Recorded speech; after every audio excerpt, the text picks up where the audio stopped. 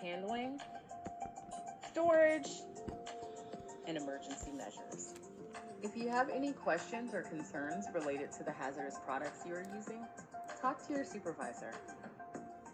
SDSs must be readily available to everyone in the workplace and where hazardous products are present. SDSs must be stored in a binder or they may be stored electronically on a computer. SDSs must be available for every hazardous product in your workplace that is covered by WMIS. There are 16 parts that make up an SDS. Here we will talk about the sections that are most important to you. Section 1. Identification tells you what the product is and what it is used for. Section 2. Hazards identification explains the potential health effects and routes of entry. Section 4. First aid measures tells you what to do if you are exposed to the chemical. For example, if a chemical splashes in your eyes. Section 5. Firefighting measures explains what to do in the case of fire and flammability facts. Section 6. Accidental release measures outlines steps to follow if there is a leak or spill. Section 7. Handling and storage explains how to safely handle and store the chemical. Section 8. Exposure controls and personal protection describes controls to be used and protective equipment that you should wear. Section 9. Physical and chemical properties describes the physical and chemical properties associated with a substance or mixture, such as physical state, color, and odor. Section 10.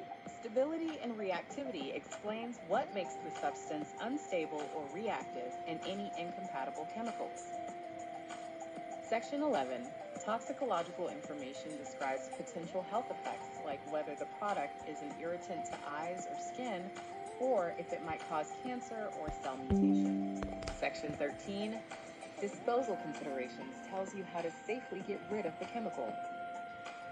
Remember, before you start using a product, be sure you've been trained on the related SDS. For many years, Sean worked for an auto repair company. His job was to repair parts that could be recycled for final assembly. Degreaser solvent was used to remove grease and dirt from parts. Sean had worked with the chemical for years without proper personal protective equipment. He had no knowledge of the harmful effects of the material. Gradually, a serious problem occurred. Sean developed dermatitis, a painful skin disease that forced him to seek treatment. Sean didn't know it, but over time the toxic chemical had entered his body through breathing as he inhaled vapors, through skin absorption while handling the degreaser without wearing gloves, and through swallowing while eating lunch.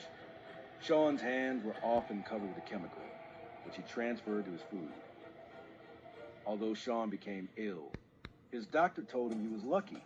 The toxic chemical could have affected his kidneys, liver, or other internal organs. If Sean and his supervisor had been trained on WMIS and checked the SDS for the solvent he was using, he would have known that this class of chemical may cause long-term health effects. He would have known to wear the proper PPE and how to properly handle and store the chemicals. Sean was lucky, and today he and his co-workers are aware of the risks of working with chemicals in the garage.